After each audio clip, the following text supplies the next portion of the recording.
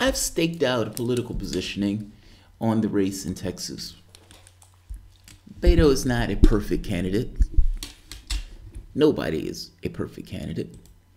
And I've had people tell me that, oh, Jamarl, Beto can't win. Oh, Jamarl, why are you looking at that race? And I suspect they're repeating stuff that they've seen in other periodicals that have said such a thing. Such blasphemy. Such hopelessness. I've made the point, and I've asserted the point on various occasions, especially when dealing with people like that, that he can win, that he can possibly win. It is impossible for an individual to know what's going to take place multiple days in advance, especially in a race that is somewhat fluid. I've said Beto can win. I am going to go further. They would have to overcome in order to win that race. 3 points. Currently, that gap has gone down to 3 points. That gap has expanded at one point, and that gap has contracted to 3 points. The energy is with Beto in this. And not just the energy is with Beto. When people do polling, they're polling based on models. Don't mistake the model for the reality of the world. Meaning, when scientists are talking about atoms, sometimes in school we used to think of them as these round things, and you had these electrons that were kind of bouncing around the outside of this round thing. No, they're not round things. They're not circular at all. They are particles, but not necessarily in the sense that we think of them. It's just the model. It's the way that we think of them in our heads. Don't mistake the model for the real thing. Polling takes certain assumptions of the world, but you can't necessarily take those assumptions of the world as being the word of God, because these are just men who are making certain decisions, and there have been times where the polling is wrong. And in this case, I am going to say that the polling that is showing that there's a gap between the two is wrong. The X factor is momentum. Now, some people say there is no such thing as political momentum. I would say, shush your mouth. There is a such thing as political momentum. And you can see that political momentum in the number of people and the energy that's behind a particular candidate. And I'm saying that energy is with Beto. Now, yes, I want to see sad man Ted Cruz sitting under the pen sign. I want him to hurt. I want it to burn in his soul that a lefty running as a flamboyant lefty just flying out with his shirt off beat him in that race. That's what I want to see. I want to see Ted Cruz burn. I want to see him give that concession speech. And I want to see the angst and the pain on his plastic face as he give that speech out to a crowd of weeping Texas religious voters. I want Ted Cruz to get into a car with his wife, the wife that Donald Trump said that was ugly. I want to see him drive home, however long it takes, knowing that he lost a guy that was running as a lefty in Texas. I want him to get in bed and put up the covers over his head and weep. Weep. To weep like Michael Brooks after beating from Sam Cedar. I want him to weep. I want it to burn in his soul that he lost to a lefty. That may make me a horrible person for wanting such a thing on an individual, but fair enough. I'm being honest with you. It's what I want. That said, the question is what I want clouding the judgment of what is? Now, that's a different question. Here's another thing that we need to take in consideration. Take a look at this.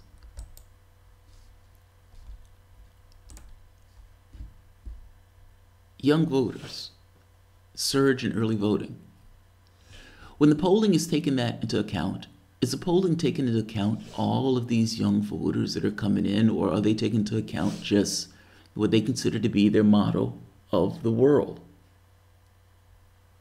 I would wager that they are not. Take a look at this.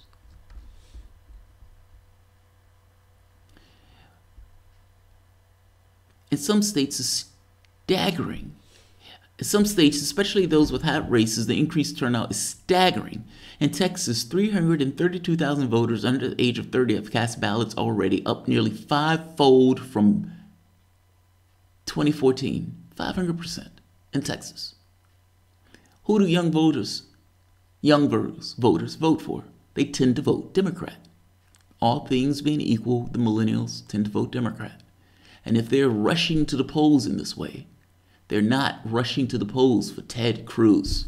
Nobody in their right mind is rushing to the polls as millennials, at least not in large number, for Ted Cruz. That upvote, that increase in voter turnout. Look at this. 448% in Texas. Do you believe the polling agencies took that into account when they're making their polls? Now, let's take a look again. Cruz feels the heat from Beto in new poll as Blackburn pulls away. GOP Ted Cruz is not out of the woods yet in his re-election fight against well-funded Democratic challenger Beto O'Rourke. A poll released Thursday showing him just 3 points ahead. Just 3 points. At one point he was 5, and at one point he was like 9. It's tightening. All of those people who said there was no chance. All of those people. Cruz is going to lose this race. And when he loses this race, oh God, what a happy day. What a happy day. I am going to sing at the height of my lungs. I am going to run and jump like a brand new man. Cruz is going to lose this race. I'll leave this here. Let's see. Polls say Hillary Clinton was going to win by a landslide. Well, right now the polls are saying that Cruz is going to win. I'm making the point that the pollsters who are taking these polls are not taking into account a model that shows a 500% fold increase in millennial voters. That's the point I'm making. That's the point I'm making. That's my argument. That the polls are tightening, and the polls are tightening in one direction, and energy is one direction. Beto has raised, what, $30 million in the course of like 4 weeks. He's broken records in regards to the amount of money that he's raised.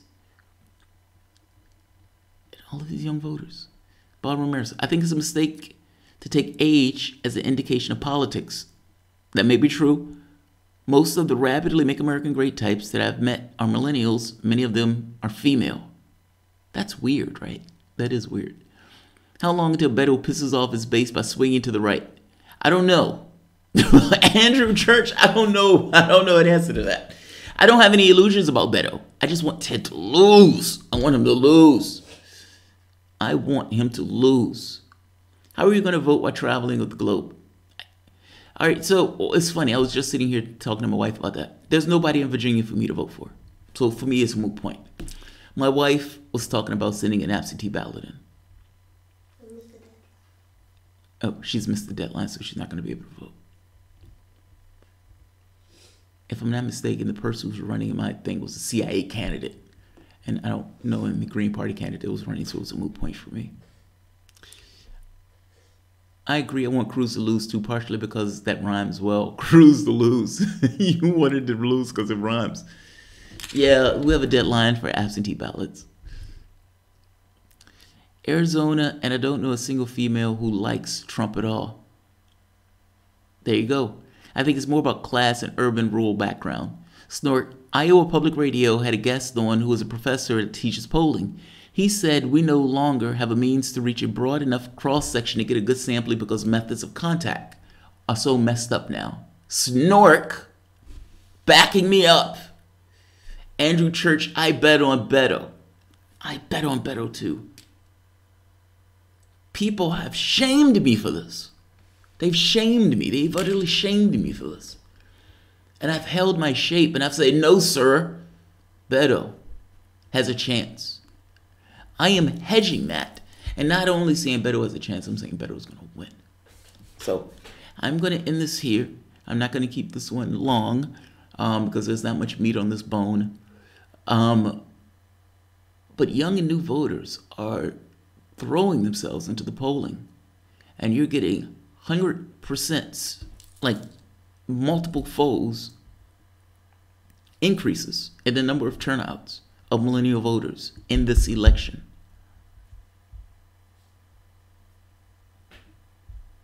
I want Cruz to lose. God, I want Cruz to lose. You have no idea how much I want Cruz to lose. I wake up in the morning thinking, God, if Cruz loses. Because it's this thing that this guy ran in deep state Texas hard to the left. And supposedly that was impossible. Supposedly that was impossible. And if Beto wins, that shows that was nonsense. That the political calculus was wrong. That you could run in that state in this way and still win. That's why I want him to win. It has nothing to do with what I think Beto is going to do when he gets in that office. This has everything to do about what it means. What it means takes on a larger significance than him just winning. All right, I'll end it here. If you enjoy the content, please feel free to share, like, subscribe. And you can always support the Patreon. Thanks all. Nicholas Locke, Cruz is just so hateable, Beto becomes palatable. Yeah, pretty much. Pretty much. That's what it boils down to. Thanks all.